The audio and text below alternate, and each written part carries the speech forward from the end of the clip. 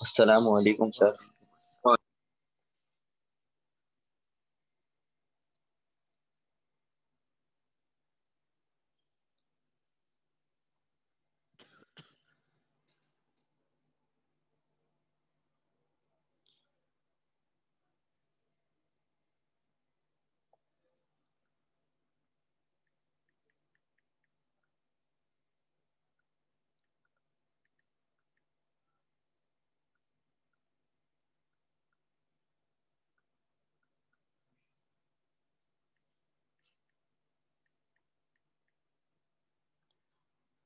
अच्छा जी।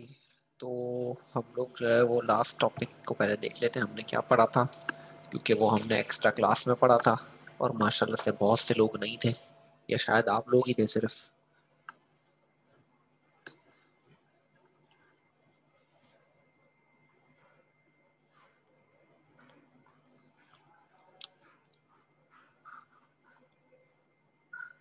अच्छा जी, oxidation reduction की बात हुई थी, यानी हमने आज अपना मेन टॉपिक शुरू करना है। चले भाई शुरू करते हैं। आज हमारे पास जो है वो आज टॉपिक है एक्सट्रैक्शन ऑफ सोडियम।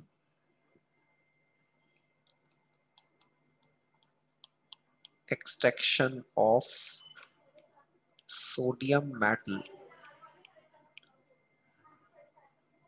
इस मेटल वाले जो प्रोसेस है, इस प्रोसेस को डाउन प्रोसेस या डाउन सेल भी कहते हैं। ठीक है भाई, डाउन सेल या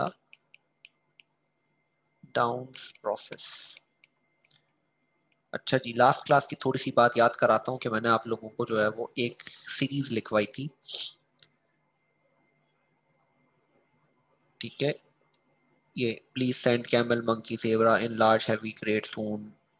ठीक है, और जो है वो मैंने आपको बताया था कि मेटल्स जो है वो दो तरह से हम लोग एक्सट्रैक्ट कर सकते हैं। एक हम इलेक्ट्रोलाइटिक मेथड से करते हैं, ठीक है भाई, और एक हम रिडक्शन मेथड से करते हैं। कौन से हैं जिन्हें हम इलेक्ट्रोलाइटिक मेथड से करते हैं? तो मैंने आप लोगों को यहाँ बताया था कि ये वाले जो हैं ये इलेक्ट्रोलाइटिक मेथड से होते हैं, और ये वाले जो है वो रिडक्शन मेथड से होते हैं। फिर आप लोगों से मैंने आपसे सवाल किया था कि बताएं भाई, सोडियम को हमने एक्सट्रैक्ट करना है तो किससे करेंगे? तो सोडियम किससे कर रहे थे हम? इलेक्ट्रोलाइटिक मेथड से कर रहे थे। ठीक है भाई, तो आ जाते हैं हम इलेक्ट्रोलाइटिक मेथड पे। यानी हमने सोडियम की एक्सट्रैक्शन जो करनी है वो इलेक्ट्रोलाइसिस के थ्रू करनी है। इलेक्ट्रोलाइसिस क्या है भाई?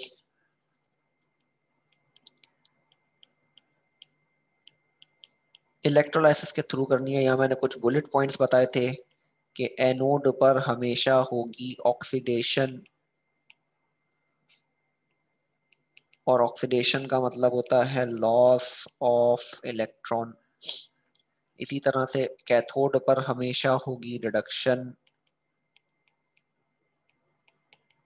और इसका मतलब होता है गेन ऑफ इलेक्ट्रॉन।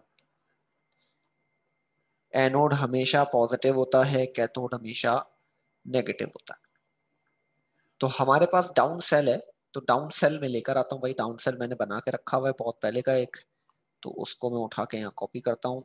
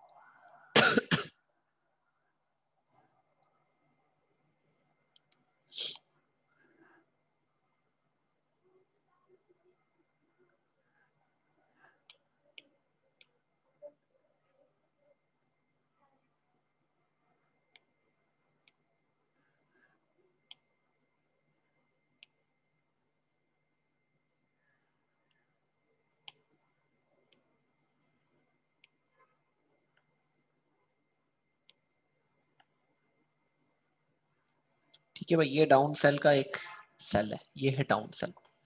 इस डाउन सेल के हमने पूरी स्टडी करनी है कि भाई हमारे पास किस तरीके से जो है वो पूरा प्रोसेस होगा। तो जरा गौर से समझिएगा सारी बातों को ना, तो ही आपके पास समझ में आएगी। ये आपने देख रहे होंगे आप लोगों को कि ये ब्लैक कलर की पूरी बाउंड्री बनी हुई है। जो ब्लैक कलर की बाउंड्री है, मैं पहले स्ट्रक्चर को डिस्कस करता हूँ इस सेल के। ये है डाउन सेल, तो पहले स्ट्रक्चर को डिस्कस करते हैं। जो ब्लैक कलर की जो ये बाउंड्री है, ये बाउंड्री जो है वो एक स्टील की बनी हुई है,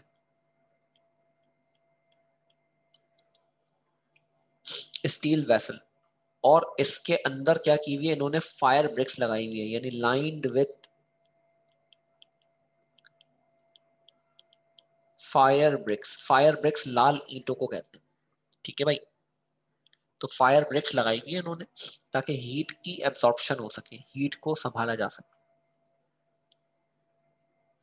फिर यहां पर हमारे पास एनोड और कैथोड होंगे। कौन एनोड कौन कैथोड? बीच में ग्रे कलर का एक ब्लॉक नजर आ रहा है आपको, ये वाला। ये जो ब्लॉक लगा हुआ है ग्रे कलर का, ये ग्रेफाइट है। कौन है भाई ये क्या लगाया हुआ है इन्होंने? ग्रेफाइट का ब्लॉक लगाया हुआ है, जो कि पॉजिटिव है। पॉजिटिव कौन होता है? एनोड की कैथोड?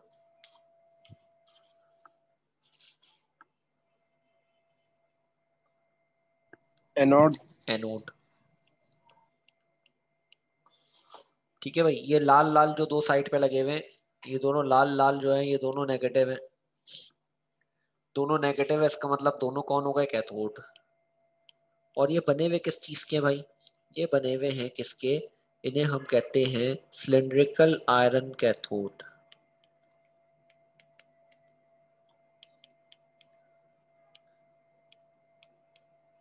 यानी कैथोड जो है वो आयरन का है और एनोड जो है वो ग्रेफाइट का है।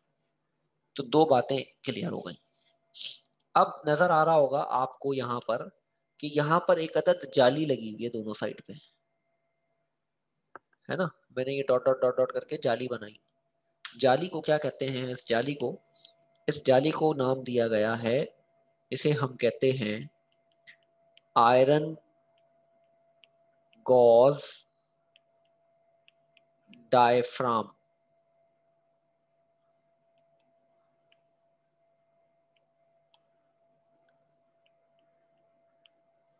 इसे हम क्या कहते हैं भाई? Iron gauze diaphragm. आप लोगों ने वायर गॉज का नाम तो सुना ही होगा भाई।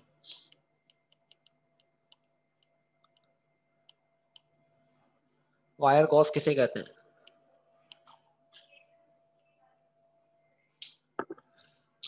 आप लोग क्या करते थे पहले? एक एक्सपेरिमेंट, यानी आप लोग जब करते थे तो एक ट्राइपॉड स्टैंड होता था, ठीक है भाई। एक स्टैंड है और स्टैंड के ऊपर एक जाली लगाते थे हम, ताकि उसके ऊपर कॉनिकल फ्लास्क रख सकें। तो आयरन स्टैंड के ऊपर एक अदर जाली रखी हुई होती थी, जिसके बीच में ना वाइट वाइट सा कुछ होता था। यानी एक जाली होती थी भाई,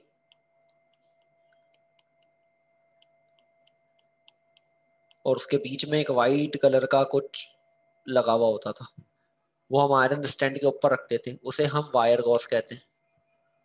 वायर गॉस, गॉस जाली को कहते हैं, ठीक है। गॉस किसको कहते हैं? जाली को कहते हैं भाई। आयरन गॉस का मतलब क्या हो गई? आयरन की जाली। डायफ्राम का मतलब होता है सेपरेटर, ठीक है जी। तो आयरन गॉस डायफ्राम लगाई हमने, एक आयरन की ऐसी जाली लगाई जो क्या कर रही है? जो कैथोड को एनोड से सेपरेट कर रही है ना, बीच में पर्दा लगाया हुआ है, ठीक है जी। पर्दा करा रहे हैं हम इसका, इससे पर्दा करा रहे हैं भाई। तो हमने क्या लगाई बीच में? एक अदद ये जो चार हमने ये इस तरह से ये जाली लगाई हुई है। अच्छा, जाली के हिसाब से ही बनाया। आप देखें मैंने इनमें बीच में ना गैप्स दिए, तो ये जस्ट लाइक अ जाली। अच्छा, अभी इसके पीछे एक और रीजन भी आएगा, उसकी भी हम बात करेंगे कि ऐसा क्यों है। अभी एक वजह पता चल गई कि मुझे क्या करना था, एनोड को कैथोड से सेपरेट करना था। तो हमने बीच में क्या लगा दी? जाली लगा दी। तो ये तो मैंने आपको सेल को डिस्कस कर लिया कि सेल का स्ट्रक्चर क्या है। अगर मैं स्ट्रक्चर की बात करूं तो क्या भाई, एक स्टील वेसल है, ठीक है, जिसके बीच में पीछे फायर ब्रिक्स लगी हुई हैं। इसके अंदर बीच में एक ग्रे कलर का ग्रेफाइट का ब्लॉक लगा हुआ है, जो कि एक्ट कर रहा है एज ए एनोड। और उसके दोनों साइड पर लगे हुए हैं क्या? आयरन के कैथोड। आयरन कैथोड भी कौन से? Cylindrical iron cathode. ये बात एमसीक्यूज में पूछते हैं कि डाउन सेल के अंदर बताएं कैथोड किस चीज का बना हुआ है, तो उसमें ऑप्शन होगा सिलिंड्रिकल आयरन कैथोड। तो ये बात कहाँ आती है भाई? ये बात एमसीक्यूज में आती है।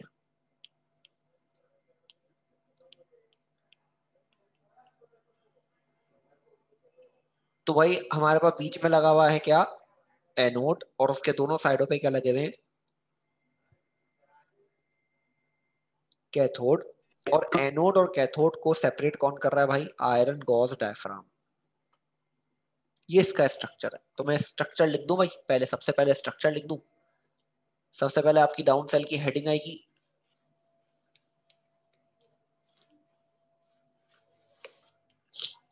डाउन सेल की हेडिंग के बाद जो है वो हमारे पास इसका सबसे पहले हम इसके मुताल्लिक कुछ बातें लिखेंगे, देन फिर हम आगे चलेंगे भाई। सर ये भी हेडिंग डालनी है, एक्सट्रैक्शन ऑफ सोडियम मेटल। हाँ जी, एक्सट्रैक्शन ऑफ सोडियम मेटल, या फिर आप डाउन चाहें सेल। तो सिर्फ डाउन सेल की हेडिंग भी डाल सकते हैं। Okay sir.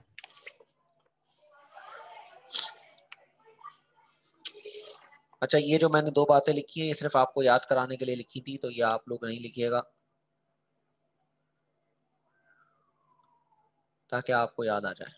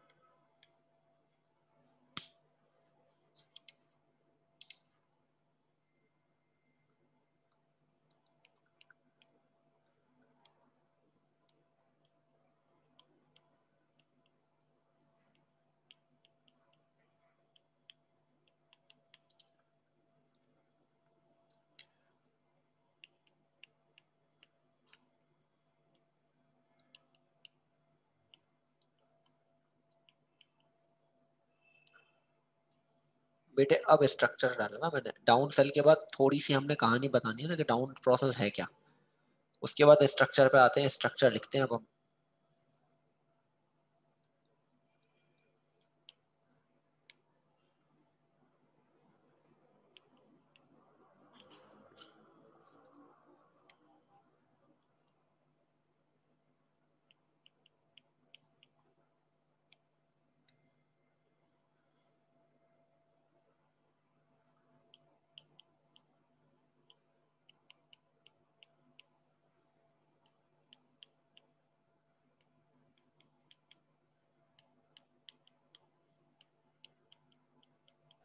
अ, सर ये जो आपने रॉक सॉल्ट लिखा है, ये इसका जो है ये पत्थर टाइप के जो वो होते हैं, नमक।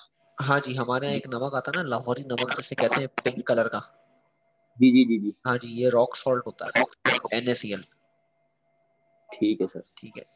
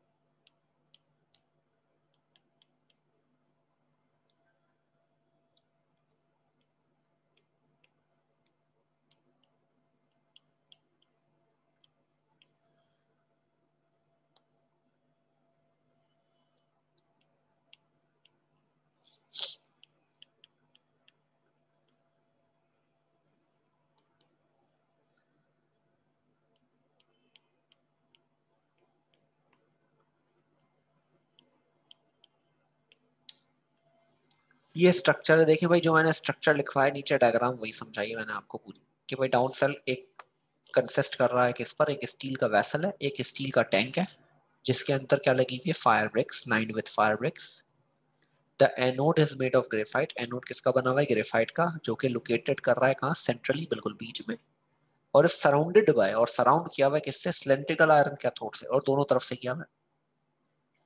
Both anode and cathode are separated by, anode और कैथोड दोनों को क्या किया है, सेपरेट किया है किससे, आयरन गॉस डायफ्राम से, विच स्क्रीन, जो दोनों को अलग कर रहा है, ठीक है जी, अलग स्क्रीन का मतलब अलग कर रहा है एनोड को कैथोड से। ये बात लिखना नहीं चाहिए बट खैर लिखी हुई थी तो लिख दी।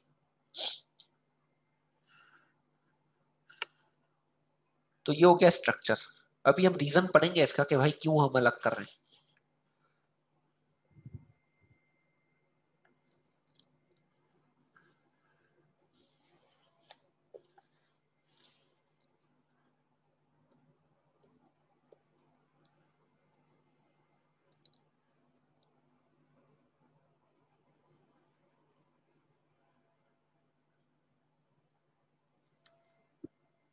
ये भी यहाँ पर जो ये लगा हुआ है ना, ये एक टैंक लगा हुआ है, ये कहलाता है सोडियम रिजर्वायर, ठीक है जी, या सोडियम आके जमा होगा, या सोडियम रिसीवर भी कह सकते हैं हम इसे।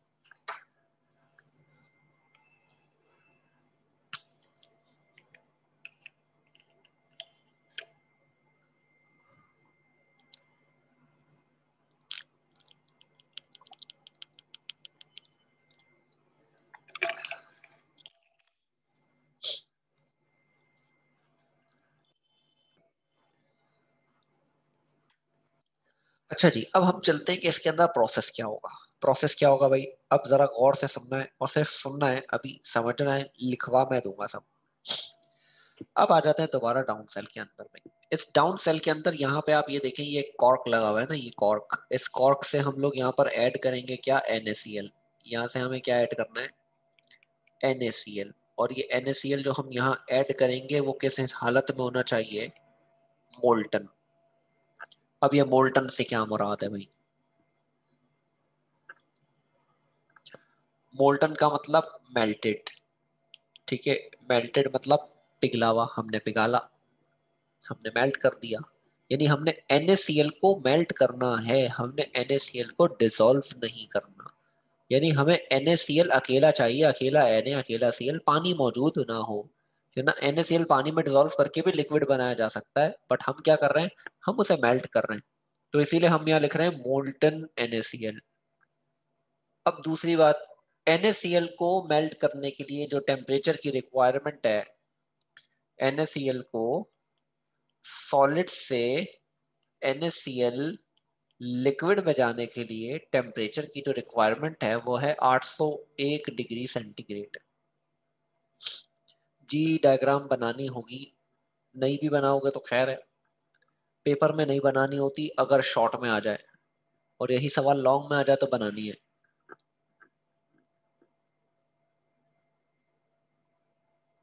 तो NaCl सॉलिड को लिक्विड में कन्वर्ट करने के लिए हमें टेम्परेचर कितना चाहिए भाई, 801 डिग्री सेंटीग्रेड चाहिए, जो कि बहुत ज्यादा टेम्परेचर है।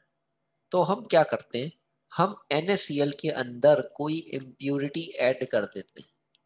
हम NaCl में क्या करते हैं, इम्प्यूरिटी ऐड कर देते हैं। उस इम्प्यूरिटी के ऐड होने से NaCl का मेल्टिंग टेम्परेचर क्या हो जाता है, कम हो जाता है। हम क्या कर रहे हैं, इम्प्यूरिटी ऐड कर रहे हैं, तो मेल्टिंग टेम्परेचर क्या हो गया भाई, कम हो गया। तो NaCl का जब हम इसमें ऐड करते हैं क्या, CaCl2, तो हम मिक्सचर लेते हैं, हम क्या लेते हैं, मिक्सचर किसका, ऑफ NaCl एंड CaCl2।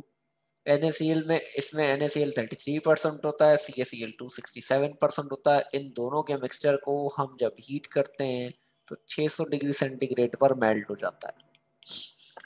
तो यहाँ एक रीजन बना, क्या रीजन बना, कि why CaCl2 is added with NaCl। हमने NaCl में CaCl2 ऐड क्यों किया, बताओ भाई क्यों किया।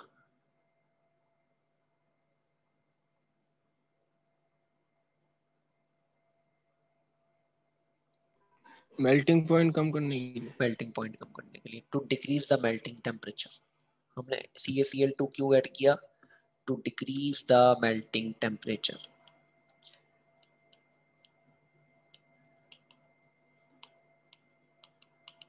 दोबारा सुन लो भाई, क्योंकि सिर्फ एक ही ने जवाब दिया, इसका मतलब बाकी सब कंफ्यूज है। हमारा NaCl का जो मेल्टिंग पॉइंट था वो कितना था? 801। ठीक है भाई, हमें 801 देना मुश्किल था, यानी हमारा पैसा ज्यादा लगेगा। हमने क्या किया? हमने इसमें एक ऐसी चीज ऐड कर दी जिससे इसका मेल्टिंग टेम्परेचर कम हो जाए और हमारा पैसा भी बच जाए। तो हमने क्या किया, ये एक रूल है कि अगर आपको कभी किसी सॉलिड का मेल्टिंग पॉइंट कम करना हो तो उसके अंदर इम्प्यूरिटी ऐड कर दो, मेल्टिंग पॉइंट कम हो जाएगा। ठीक है, और अगर किसी का बॉइलिंग पॉइंट कम करना हो, ज्यादा करना हो, तो उसमें इम्प्यूरिटी ऐड कर दो। यानी इम्प्यूरिटी ऐड करने से बॉइलिंग पॉइंट बढ़ता है, मेल्टिंग पॉइंट कम होता है। तो हमारे पास NaCl का मेल्टिंग पॉइंट था 801, हमने क्या किया, इसमें CaCl2 ऐड कर दिया। CaCl2 ही इसलिए ऐड किया क्योंकि कॉमन आइन भी देखना था ना, Na के पास भी Cl है, CaCl2 के पास भी Cl है, तो कॉमन आइन के हिसाब से हमने CaCl2 ऐड किया। तो जब NaCl के साथ CaCl2 ऐड किया तो टेम्परेचर 801 से कम होकर कितना हो गया? 600। तो पेपर में रीजन आ जाता है कि why CaCl2 is added with NaCl, तो आप लिखोगे CaCl2 is added with NaCl to decrease the melting temperature from 801 degree centigrade to 600 degree centigrade. Boiling point क्यों बढ़ जाता है? पानी का बॉइलिंग पॉइंट कितना है? 100। ठीक है, मैंने उसमें NaCl ऐड कर दिया। अब उसके अंदर एक चीज ऐड हो गई, अब पानी बॉईल देर से होगा क्योंकि वो पानी नहीं रहा, अब वो कोई सॉल्यूशन बन गया NaCl का, तो इसलिए उसका बॉइलिंग पॉइंट बढ़ जाता है। यानी पानी 100 पे बॉईल हो रहा है, नमक डाल दूंगा तो हो सकता है 105 पे हो, 106 पर हो। Okay sir. तो इसकी भी वर्डिंग लिखेंगे भाई। तो ये पूरी कहानी मैंने समझानी थी यहाँ पर कि हमने यहाँ क्या ऐड करना है, हमने यहाँ पर ऐड करना है NaCl और CaCl2 को। तो यहाँ पर हमारे पास आइंस मौजूद होंगे, कौन कौन से भाई? यहाँ पर हमारे पास मौजूद होगा Na+ का आइन होगा, Cl नेगेटिव का आइन होगा और Ca+2 भी होगा। अब जब हम इलेक्ट्रिसिटी देंगे, इलेक्ट्रोलाइटिक है ना भाई, इलेक्ट्रिसिटी देंगे, तो इलेक्ट्रिसिटी तब देंगे तो होगा क्या, Cl जो है वो अपने रिस्पेक्टिव इलेक्ट्रोड की तरफ मूव करेगा, Na जो है वो अपने रिस्पेक्टिव इलेक्ट्रोड की तरफ मूव करेगा। यानी जब हम इलेक्ट्रोलाइसिस देंगे तो ये आइंस मूव करेंगे, नेगेटिव जाएगा पॉजिटिव के पास, पॉजिटिव जाएगा नेगेटिव के पास। तो होगा क्या, चलें शुरू करते हैं भाई। Cl पर नेगेटिव चार्ज किसके पास जाएगा? एनोड के पास जाएगा। एनोड पे चार्ज क्या है? पॉजिटिव। एनोड पर रिएक्शन क्या होता है?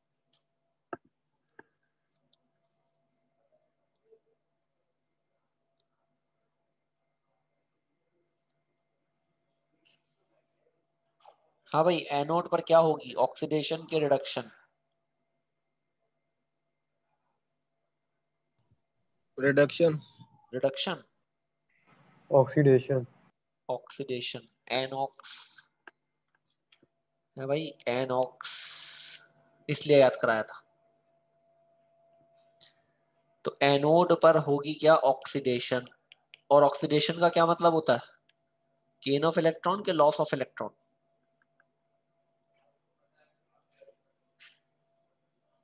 Loss of electron. ठीक है भाई, तो ये बात इसीलिए शुरू में ऊपर लिखवाई थी मैंने, ये देख रहे हो, एनोड पर ऑक्सीडेशन और लॉस ऑफ इलेक्ट्रॉन। तो यानी होगा क्या, अब जरा गौर से समझना बात को, मैं कलर चेंज कर देता हूं ताकि बात समझ में आए। Cl नेगेटिव मूव करेगा किसके पास? एनोड के पास। एनोड पर क्या होगी? ऑक्सीडेशन। ऑक्सीडेशन का मतलब क्या होगा? लॉस। यानी Cl नेगेटिव इलेक्ट्रॉन लॉस करेगा। Cl नेगेटिव क्या करेगा? इलेक्ट्रॉन लॉस करेगा। तो Cl नेगेटिव क्या करेगा? क्लोरीन बनाएगा, Cl2। ठीक है, अब मुझे बता, इक्वेशन बैलेंस ही है? बैलेंस तो नहीं है, क्योंकि इस साइड पर 2 है, इस साइड पर 1 है, तो मैं यहाँ 2 लगाऊंगा। अब मुझे बताओ, यहाँ पर 2 नेगेटिव हैं और यहाँ पर नहीं है, तो इसका मतलब यहाँ पर क्या होंगे, 2 इलेक्ट्रॉन लॉस होंगे। ठीक है, ये इसकी बैलेंस्ड इक्वेशन है। यानी Cl नेगेटिव क्या करेंगे, 2 इलेक्ट्रॉन को लॉस करके क्या बनाएंगे, क्लोरीन गैस बनाएंगे।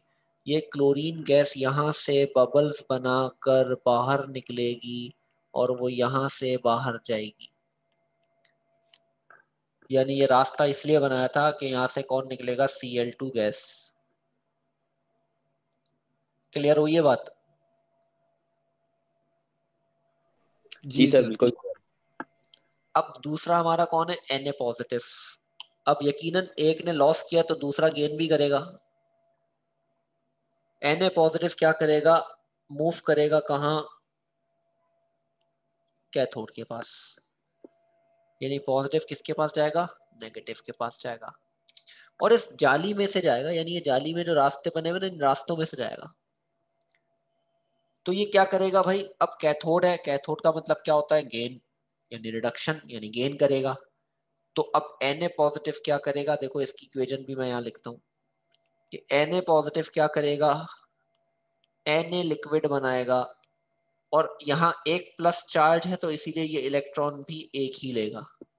ठीक है भाई, यहाँ एक प्लस चार्ज है तो इसीलिए ये इलेक्ट्रॉन भी एक ही लेगा। यानी हम प्लस चार्ज से अंदाजा लगा सकते हैं कि कितने इलेक्ट्रॉन आएंगे, नेगेटिव से नहीं कर सकते ऊपर, वरना मैं आपको ये बात बताता कि यहाँ नेगेटिव है, यहाँ एक इलेक्ट्रॉन निकलेगा, नहीं।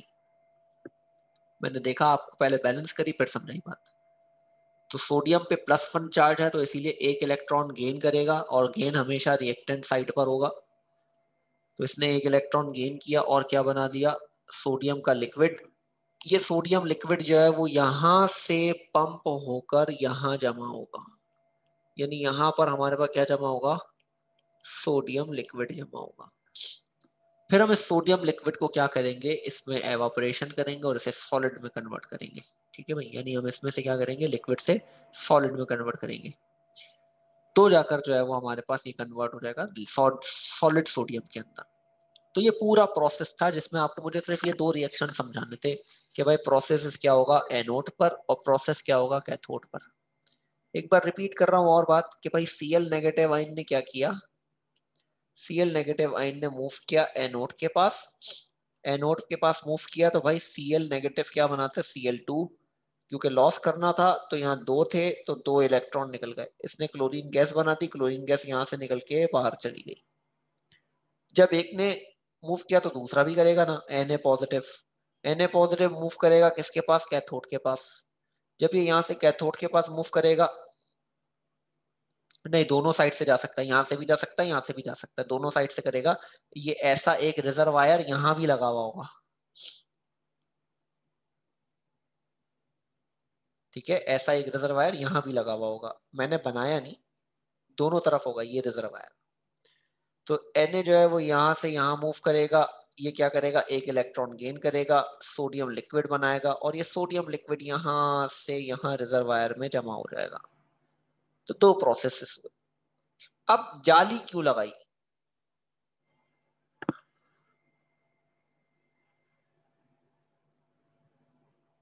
एक वजह तो मैंने बताई थी ना भाई, इन दोनों को सेपरेट करने के लिए। एक ही वजह तो नहीं थी, एक और वजह भी है। एक और वजह यह है कि हमने जाली इस साइज की, यानी आयरन गॉस इस साइज का लेना है जिसमें से सोडियम पास हो जाए, क्लोरीन पास ना हो। इसकी मैं बड़ी आम एग्जांपल ऐसे देता हूं कि भाई मेरे घर में एक खिड़की है और उस खिड़की से मैं चाहता हूं कि हवा आए, मच्छर ना आए, तो मैं उस खिड़की पे क्या लगाऊंगा, जाली लगाऊंगा। और जाली किस साइज की लगाऊंगा, जाली इस साइज की लगाऊंगा कि जिससे मच्छर अंदर ना आए। ऐसा ही है, हवा आ जाए, मच्छर ना आए, ऐसी जाली लगाऊंगा। इसी तरह से हमने आयरन गॉस डायफ्राम ऐसा लेना है जिसमें से सोडियम तो आ जाए, क्लोरीन ना आए। जिसमें से सोडियम तो पास हो जाए, क्लोरीन पास ना हो। क्यों, क्योंकि सोडियम का साइज छोटा है, क्लोरीन का साइज बड़ा है। क्लोरीन के पास 3 ऑर्बिट्स हैं, सोडियम के पास 2 ऑर्बिट है। तो सोडियम का साइज जो है वो छोटा है, क्लोरीन का साइज बड़ा है। तो हमने आयरन गॉस डायफ्राम इस साइज की लेनी होती है जिससे सिर्फ सोडियम पास हो जाए, क्लोरीन पास ना हो।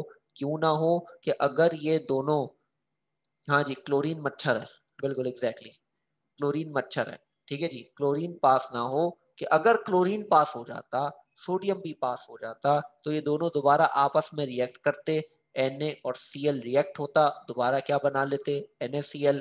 वो NaCl यहाँ नीचे डिपॉजिट होना शुरू हो जाता, और फिर हमें इसको टेम्परेचर देना पड़ता 800 के 600 के करीब, फिर इसको मेल्ट करते, तो प्रोसेस लंबा हो रहा था। तो लंबी करने से बचाने के लिए हमने क्या किया, इसमें एक लगा दी जाली, और जाली इस साइज की लगाई हमने जिसमें से सिर्फ और सिर्फ क्लोरीन सोडियम पास हो जाए, क्लोरीन पास ना हो। तो इस वजह से हमने लगाई आयरन गॉस डायफ्राम। ठीक है भाई, तो अब इसका भी प्रोसेस लिख लेते हैं हम लोग। तो अब आते हैं, हेडिंग बनाएं आप लोग, प्रोसेस इन डाउन सेल।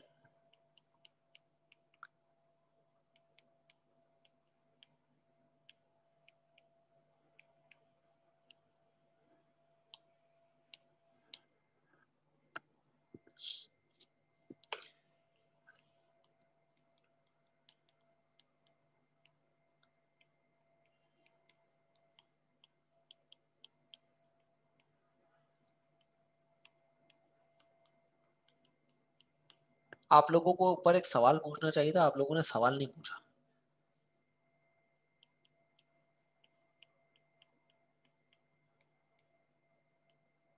मैं ऊपर डायग्राम दिखा रहा हूं आप लोगों को दोबारा, देखें कोई सवाल है यहाँ पर।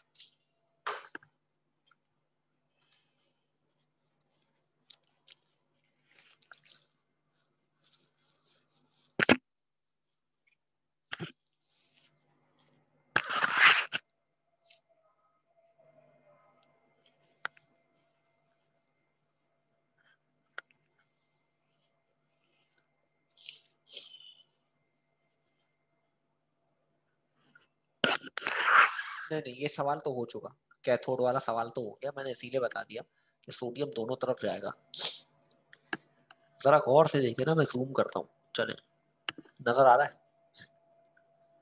आप लोगों का सवाल होना चाहिए था कि सर क्या कैल्शियम कुछ नहीं करेगा? कैल्शियम का आयन भी तो मौजूद है ना,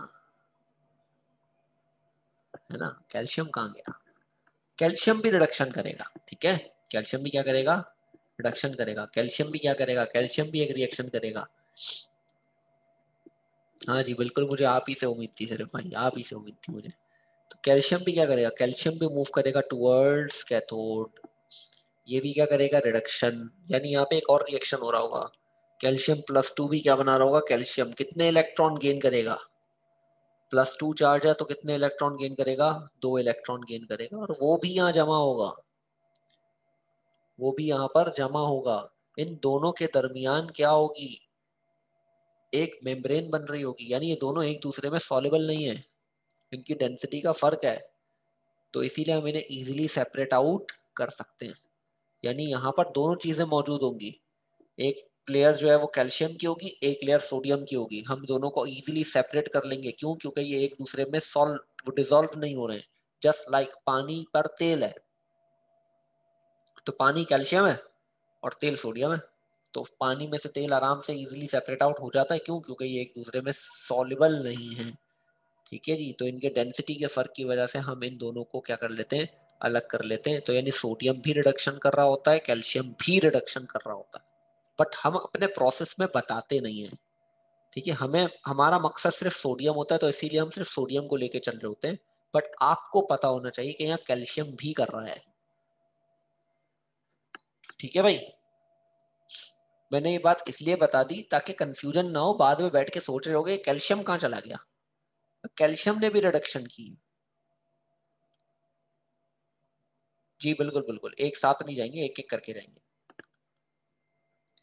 तो मैं first heated at 600 degree centigrade and then fed into the cell and allowed to conduct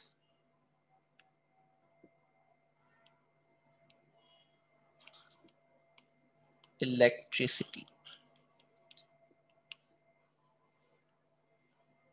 अब यहां पर दो हेडिंग सब बनेंगी, प्रोसेस एट एनोड या रिएक्शन एट एनोड।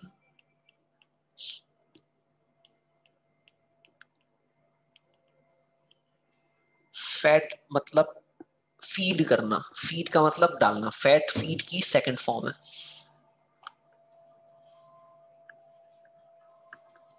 फैट की जगह आप कह सकते हो इंट्रोड्यूस, अगर आप चाहो तो फैट की जगह पर वर्ड यूज कर दो देन इंट्रोड्यूस्ड।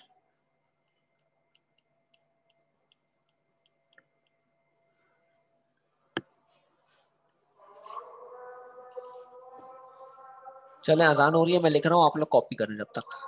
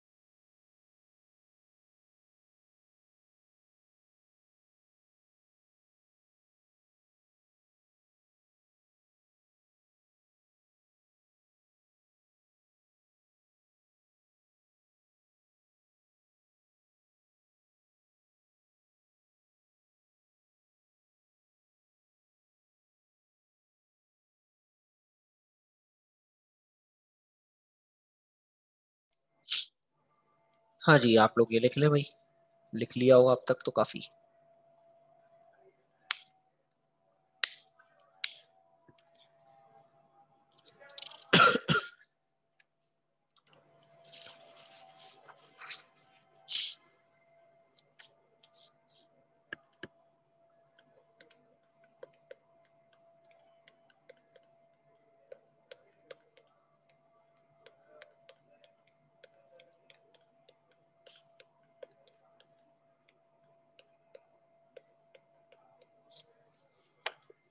ठीक है भाई, यहां तक लिख लें, फिर मैं बात को यहीं पे खत्म करूंगा, फिर जो है वो अगली क्लास में हम बात करेंगे।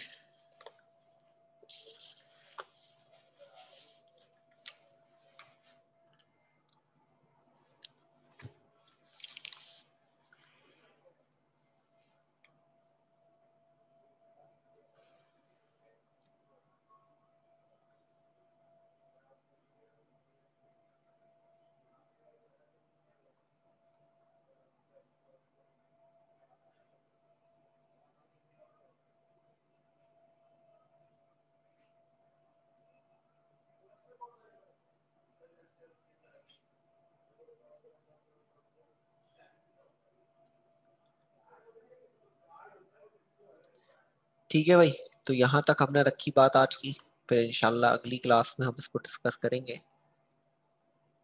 इंशाल्लाह।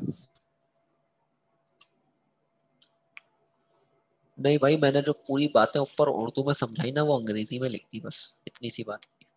जो मैंने ऊपर पूरा प्रोसेस समझाया ना कि ये इधर आया ये इधर गया, ये पूरी कहानी लिखी है बस। तो मैंने ऊपर जो समझाया बस वो वर्डिंग में कन्वर्ट कर दिया आपके लिए और लिख दिया भाई। तो पेपर में ये लिखना है, पेपर में आपका प्रोसेस आता है ना इस साल, जैसे ये रिड्यूस सिलेबस में सिर्फ यही टॉपिक है, तो आपने जो है वो यही टॉपिक जो है वो लिखना होगा और यहीं तक लिखना होगा। आपने क्या क्या लिखना होगा, पहले हेडिंग डली, उस शुरू में जो 2 लाइनें लिखी वो इंट्रोड्यूस कराया, फिर आपने स्ट्रक्चर लिखा, फिर प्रोसेसेस लिखे, खत्म। 4 नंबर है भाई, 4 नंबर का आता है ये सवाल। बीच में एक रीजन आ जाता है, वो रीजन में इंशाल्लाह आप लोगों को कल लिखवाऊंगा। 2 रीजन आते हैं कि why calcium chloride is added, और दूसरा आता है कि why iron gauze diaphragm is used. तो दोनों बातों का इंशाल्लाह कल रीजन लिखेंगे, उसके बाद कोशिश करेंगे कल ही ये टॉपिक खत्म हो जाए। हाँ जी बेटे, बुक में तो बहुत बड़ा है, बिल्कुल ऐसा ही है, मैंने इसको बहुत श्रिंक करके लिखा है। अच्छा एक चीज ये हो गई, दूसरी कल का कुछ नहीं पता भाई, ऑफ होगा तो मैसेज आ जाएगा, नहीं होगा तो ऐसे ही क्लास होगी जैसे होती है, ठीक है। Okay sir. ठीक है, चलें, अल्लाह हाफिज। अल्लाह हाफिज।